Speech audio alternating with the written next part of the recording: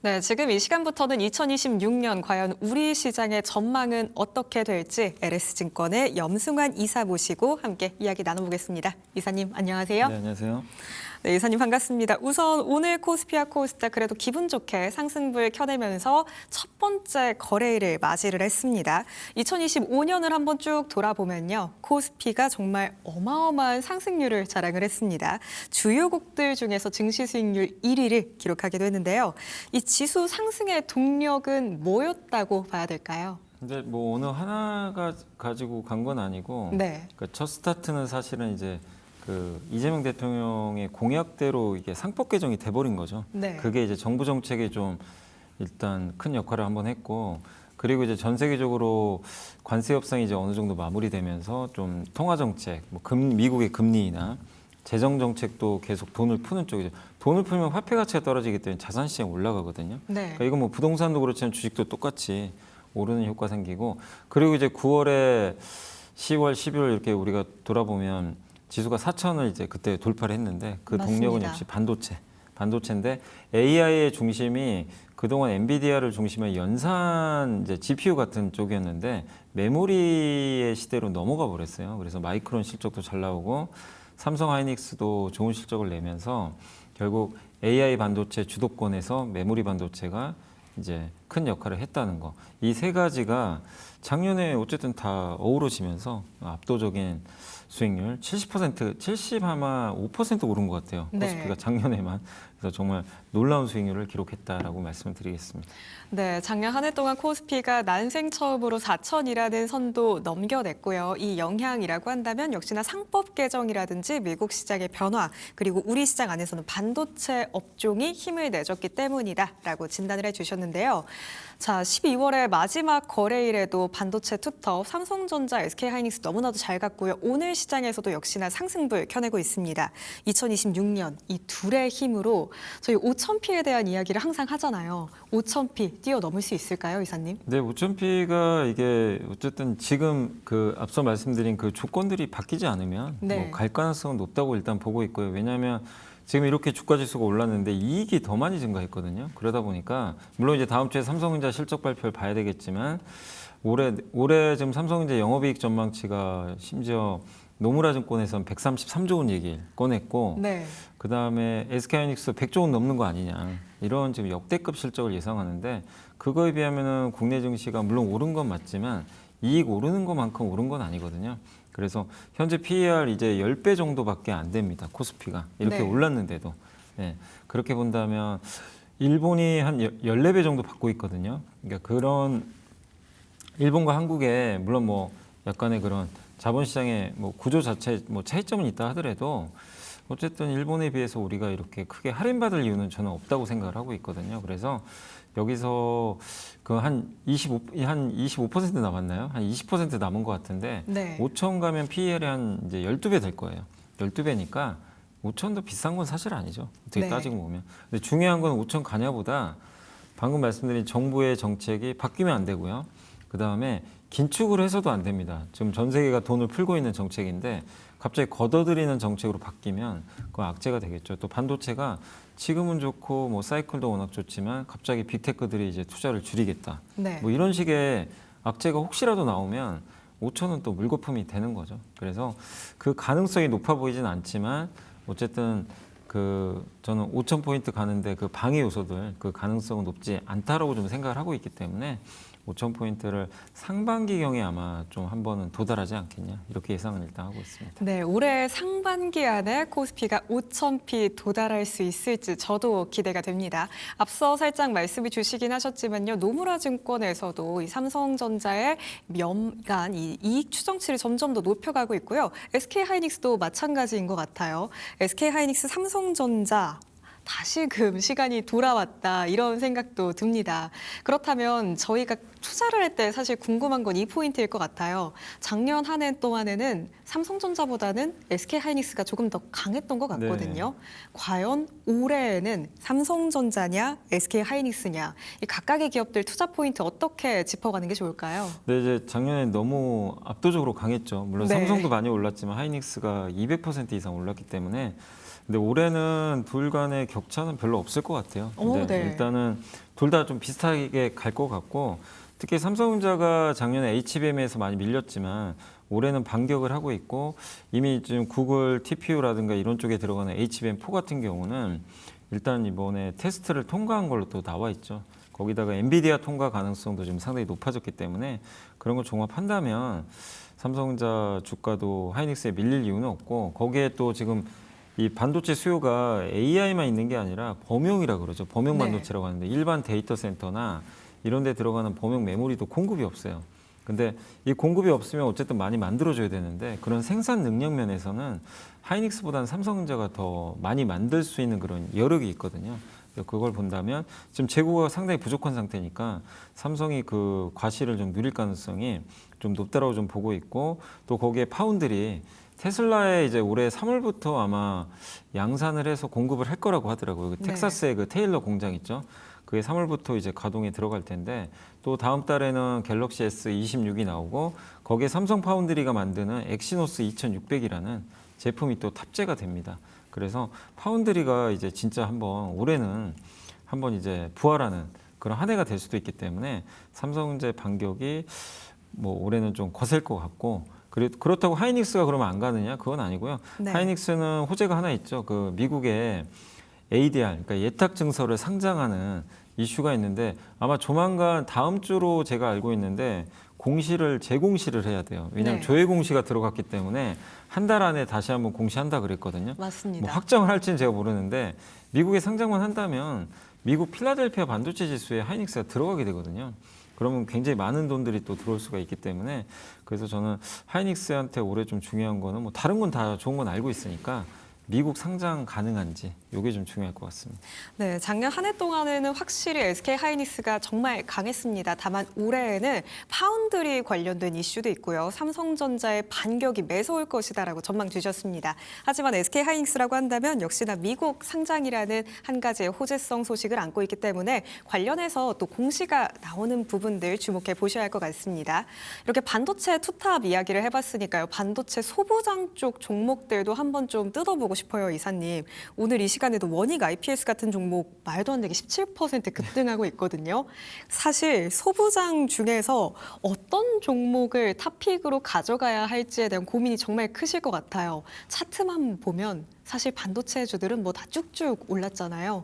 어느 쪽을 좀 눈여겨봐야 한다고 보실까요? 근데 반도체가 뭐 이게 소부장, 소재 부품 장비가 다 다양하고 그 네. 안에서도 되게 뭐 삼성이 납품하냐, 하이닉스에 납품하냐 이런 차이들은 있기 때문에 근데 결론은 둘 다 납품하는 게 저는 좋다 이렇게 좀 일단 보고 있고 네. 특히 장비 쪽 좀 보시는 것도 좋을 것 같아요. 왜냐하면 그 삼성과 하이닉스가 그동안 투자에 소극적이었지만 어쨌든 이제 공급이 그동안 너무 부족했기 때문에 투자는 일부 들어갈 수밖에 없거든요. 특히 이제 용인 공장 또 삼성은 평택의 P5 공장 이런 신규 투자들이 들어가기 때문에 그런 면에서 장비 투자가 정말 오랜만에 이루어질 가능성이 저는 높다고 봅니다. 네. 그래서 사실 삼성전자 하이닉스 갈 동안 작년에 보신 분들 기억하시겠지만 아니 삼성전자 하이닉스 이렇게 가는데 소부장이 왜 이렇게 안 갈까 되게 답답해 하셨거든요.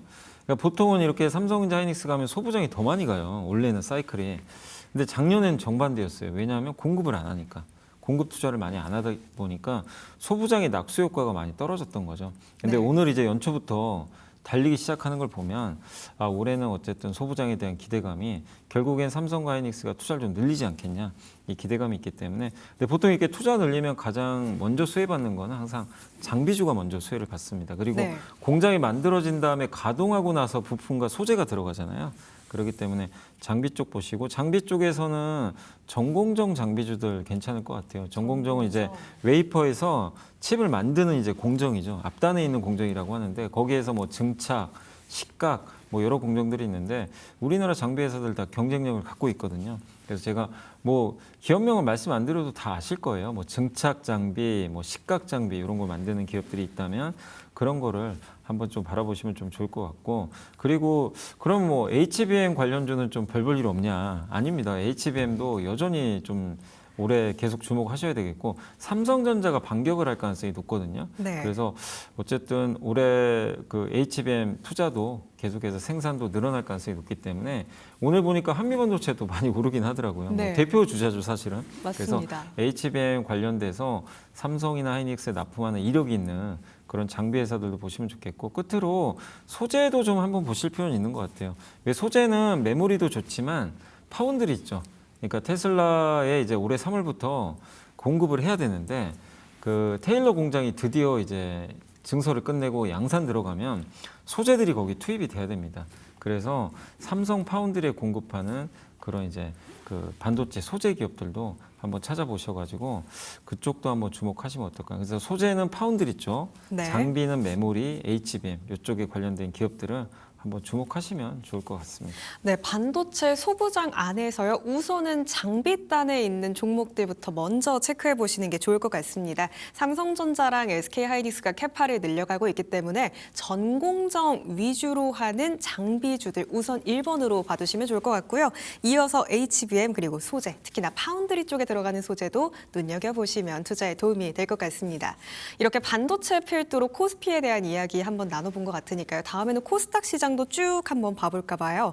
지금 이 시각 코스닥이 코스피보다 조금 더 강하게 오르고 있습니다. 금융위원회 쪽에서도 코스닥에 대해서 천스닥 이야기 꾸준히 들려오고 있거든요. 천스닥 과연 올해는 도달이 가능할까요? 사실 코스피에 비하면 작년엔 좀 아쉬웠던 것 같아요. 네, 맞습니다. 이 코스닥이 뭔가 갈만하면 발목 잡히고 그러니까 활성화 대책은 기대되는데 또 12월에 후반부에 좀 약했던 게 좀 시가총액이 컸던 섹터 중에 하나가 2차 전지인데 2차 전지 아시겠지만 계약 해지권 이런 게 좀 많이 나와서 그게 좀 한 가지 아쉬웠고 또 하나가 연말에 양도차익과세 회피 물량이 좀 나와요. 그러니까 대주주가 지금 50억이죠. 한 종목에. 근데 그분들 같은 경우 올해 바이오로 돈 많이 아마 버셨을 것 같아요. 뭐 알테오젠부터 펩트론 많이 올랐잖아요. 네. 근데 그런 분들 중에 50억 이상 갖고 있는 분들이 계시겠죠. 그러니까 연말에 이거를 50억 이하로 낮춰야 올해죠 26년 올해 세금을 안 내거든요. 양도세를. 그러니까 그 물량이 보통 연말에 나와요. 근데 이제 이게 끝났죠 다. 끝났고 네. 이제 올해 1월 2일 스타트를 끊었기 때문에 그걸 본다면 코스닥이 좀 상대적으로 그런 악재 2차 전지는 좀 아쉽긴 하지만 그 부분을 제외한다면 이제는 큰 악재는 좀 없어졌다. 그래서 1월에 상당히 좋을 것 같고 그리고 오늘 그 대통령 신년사 보신 분들 아마 어떤 내용인지 아마 기억하시는 분들 계실지 모르겠지만 했던 것 중에 좀 눈에 가장 들어왔던 게 결국에 이제 대기업 위주로 우리나라가 성장했지만 네. 이제는 중소기업, 벤처기업도 키워야 된다. 이 얘기를 했고 그 역할을 할 건 어디냐면 결국엔 코스닥 시장이죠. 예. 그래서 코스닥 활성화 대책이 많이 나올 수밖에 없고 1월 아니면 2월에 나올 겁니다. 구체적인 대책이. 그래서 그 기대감이 당연히 1, 2월 내내 반영될 수 있기 때문에 좀 소외됐던 코스닥도 저는 훈풍이 불 것 같다. 그래서 1000포인트 돌파는 그렇게 어려울 거라고 생각 안 하거든요. 그래서 오늘 뭐 바이오도 좋은데 확실히 근데 오늘만 봤을 때는 시장이 딱 그 코스닥에서 딱 점 찍은 건 일단 오늘 첫날만 딱 보면은 바이오보다는 반도체 소부장 같아요. 네. 바이오가 약하다는 건 아닌데 대부분 오늘 급등하는 거 보니까 그냥 반도체 소부장은 다 급등하고 있거든요. 네. 그래서 확실히 시장에서는 일단 소부장부터 좀 관심을 기울이고 있고 근데 이게 순차적으로 바이오도 갈 수 있고 또 로봇 또 오늘 좀 괜찮잖아요. 또 우주항공주도 네, 괜찮고 그리고 2차 전지도 좀 악재는 나왔지만 이들이 안 가면 어쨌든 코스닥 시장도 레벨업 되기가 쉽지 않은 게 시총이 너무 크기 때문에 이 배터리도 어느 정도 시간 지나면 키 맞추기로 한번 올라갈 것 같아요. 그래서 코스닥 전반적으로 좋은 분위기 한번 기대해 보시면 어떨까라고 생각을 하고 있습니다. 네, 오늘 분위기만 봐서는 연초에 코스닥을 끌어줄 만한 섹터는 반도체 소부장이 되지 않을까라는 기대가 많아 보실 수가 있겠는데요. 하지만 그럼에도 바이오라든지 로봇주들도 움직이고 있습니다. 그리고 추가적으로 2차 전지도 키 맞추기 현상이 나타날 것이다라고 전망 주셨는데요. 저는 사실 로봇 쪽이 조금 많이 궁금해요, 이사님. 네. 로봇주들이 작년 말부터 해가지고 섹터 안에서도 꾸준히 순환매가 도는 것 같은데 네. 올해 1분기까지도 쭉 갈 수 있을까요?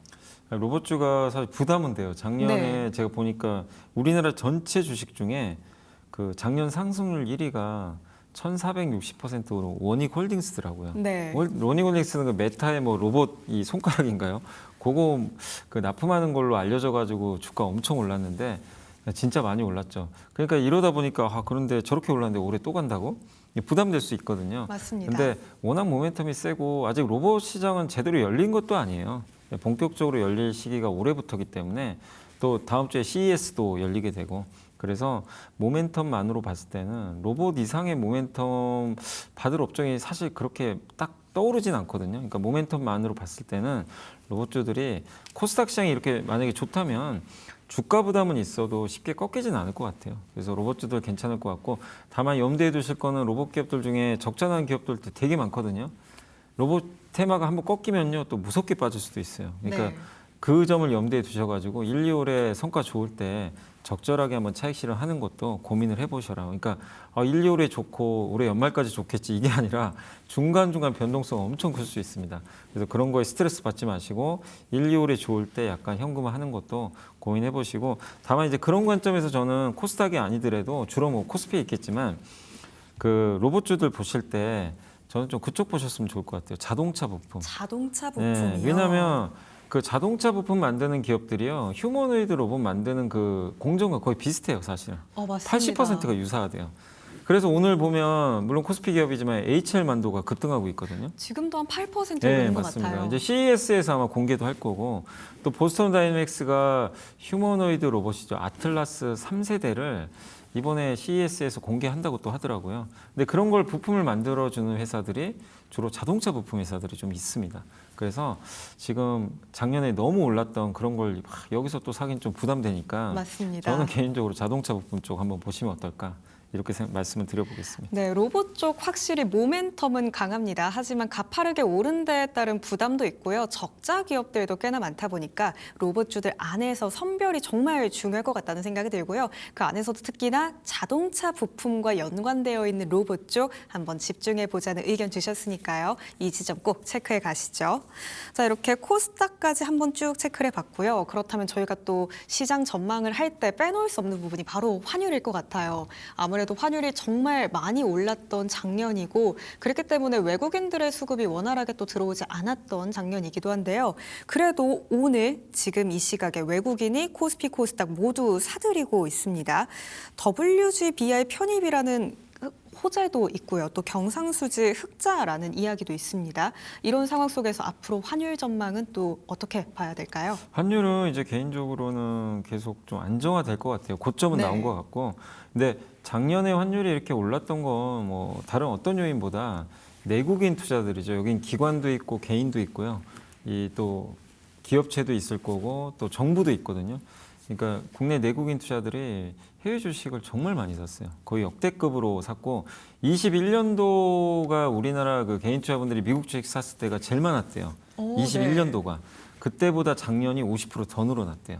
정말 금액이. 많이 예. 사셨네요. 그러니까 경상수지 흑자가 작년에 역대급인데도 그거보다도 나가는 돈이 더 많아져 버리니까 환율이 오를 수밖에 없었는데 근데 영원히 그렇게 살 수는 없어요. 아무리 미국 자산이 좋아도 네. 개인 투자분들이 작년보다 올해 더 산다고 쉽지 않습니다. 작년이 이례적으로 많이 산 거기 때문에 그래서 올해는 좀 그 금액은 줄 것 같고 거기다가 지금 올해 경상수지 흑자는 역대급 나올 것 같고요. 작년 연간 뭐 수출도 좋았지만 올해 반도체가 더 좋은 실적 낼 거거든요. 경상수지 흑자는 더 늘어나고 그다음에 WGBI 세계 채권 지수에 우리나라가 이제 들어가게 됩니다. 4월부터 들어가요. 그럼 월 9조 원 정도의 이제 달러가 들어와요, 한국에. 네. 그럼 이거는 달러가 나가는 게 아니라 들어오는 거니까 환율을 안정화시키고 또 한 가지가 우리나라 그러니까 많은 분들이 우리나라 원화만 약하니까 한국에 뭐 문제 생긴 거 아니냐 이런 얘기 하시지만 아닙니다. 달러 대비해서 작년에요. 대만 달러, 엔화는 더 약했어요. 한국 원화보다. 네. 더 빠졌어요, 그쪽은. 그러니까 우리나라만의 현상은 아니에요. 이게 동북아 국가들 공통된 현상인데 최근에 다행스럽게도 위안화가 강합니다. 보통 위안화가 강하면 이 통화들이 따라가거든요. 그래서 환율은 올해는 오르는 조건보다 내리는 조건이 더 많기 때문에 저는 환율은 안정화되지 않겠냐 이렇게 생각하고 있습니다. 네, 환율은 진정 국면에 들어갈 가능성을 높게 또 걸어주셨습니다. 아무래도 위안화가 강세를 보이고 있다라는 점이 이 동북아 국가들에게는 또 호재가 될 수 있지 않을까 싶어요. 그렇다면 마지막으로 2026년 유망 업종에 대해서 한번 여쭤보고 싶은데요. 사실 많은 투자자분들께서 가장 궁금하신 포인트가 여기 아닐까 싶습니다. 그래서 2026년에 저희가 투자를 한다면 어떤 섹터에 집중을 해야 될까요? 역시 반도체일까요? 너무 많죠. 이게 찾아보면 끝도 없을 것 같긴 한데 네. 일단 저는 투톱은 반도체 바이오 같아요. 반도체 바이오요. 네, 왜냐하면 코스닥의 핵심은 바이오고 그다음 반도체는 뭐 올해 업황 좋다는 건 다 알고 계실 거예요. 근데 반도체가 안 가는데 5천을 갈 수는 없어요. 맞습니다. 그렇기 때문에 반도체 바이오가 가장 큰 이걸 뭐 투자하셔라 이게 아니라 이들 업종들이 일단은 이끌어줘야 지수가 레벨업이 될 수 있다. 그래서 너무나 중요한 건 이제 이 두 섹터고 여기에 이제 좀 턴어라운드 관점에서는 엔터 업종 좀 괜찮게 보고 있어요. 엔터는 하이브가 드디어 그 하이브에서 나왔죠. 그 BTS가 3월 20일 날 이제 컴백한다. 네. 네, 공식적으로 발표가 나왔습니다. 그런데 얼마나 많은 분들이 이 콘서트를 기다리고 계실까요? 연간 매출이 콘서트로만 해도 굉장히 뭐 조 단위로 나올 수도 있다는 얘기도 있어요. 그러니까 엄청난 지금 그 퍼포먼스가 나올 수 있기 때문에 네. 거기다 이제 이재명 대통령이 이번 주 이제 주말에 가시죠. 아니 다음 주에 가시죠. 어디죠? 이제 중국에 가니까 네. 한한령 해제 기대감도 좀 있는 것 같고 그래서 엔터 쪽이 올해는 좀 괜찮아 보이고 그 다음에 이재명 대통령의 지금 생각은 예금이나 부동산보다는 주식 쪽이잖아요. 국내 주식. 그렇기 때문에 증권주도 역시 핵심이 될 수밖에 없다. 그리고 미국 빅테크들이 또 원하는 것 중에 하나가 지금 계속 얘기 나오는 게 전기 없다. 전기 부족하다. 네. 근데 그거의 핵심은 원전 같아요. 그래서 미국에서도 원전 투자가 이제 본격적으로 올해부터 이어질 가능성이 있기 때문에 원전주도 좀 주목해 보시고 그다음에 턴어라운드 관련주 중에서 아까 엔터도 말씀드렸지만 지금 지방 아파트도 조금씩 가격이 오르기 시작했고 오늘 신년사에서도 지방 활성화에 대해서 굉장히 강조를 많이 했어요. 서울만 성장하면 안 된다. 네. 그러면 지방에 투자를 많이 하겠다는 거죠. 지방에 뭐 이런 여러 가지 인프라도 깔 거고 아파트 착공도 좀 아파트 착공은 또 이제 점진적으로 늘어날 가능성이 좀 높기 때문에 그런 거 본다면 건설주에 좀 유리하지 않겠냐 이렇게 보고 있고 마지막으로는 이제 아까도 뭐 로봇 얘기하신 것처럼 사실 로봇을 굉장히 이제 피지컬 AI라 그러잖아요 우리가 네. 피지컬 AI가 올해는 AI에선 가장 중심이 되겠지만 우리가 투자 그 섹터 관점으로 보면 아까 말씀드린 대로 자동차 부품이 괜찮을 것 같아요. 부품주들 로봇 사업을 하는데 주가도 저평가돼 있고 돈도 벌고 있고 본업에서 네. 그래서 그런 면에서 올해 좀 기대할 만한 그런 요인들이 있기 때문에 뭐 자동차나 자동차 좀 합쳐서 여기도 한번 바라보시면 좋을 것 같습니다. 네, 정말 다양한 섹터에 대해서 말씀을 주셨습니다. 우선 지수가 가기 위해서는 반도체와 바이오가 필수적으로 움직여줘야 할 거고요. 오늘 시장에서도 좋은 모습 보이고 있는 엔터주들 턴어라운드 관점에서 한번 지켜보시면 좋을 것 같습니다. 그 밖에도 증권이라든지 원전 그리고 자동차, 부품, 건설 쪽까지도 설명을 주셨으니까요. 이 섹터들은 한번 쭉 둘러보시면서 2026년 투자할 때 어떤 종목이 매력적일지 한번 선별해 보시는 것도 도움이 될 것 같습니다. 오늘 이 시각 2026년 우리 증시 전망에 대해서 염승환 이사님과 함께 이야기 나눠봤습니다. 이사님 고맙습니다.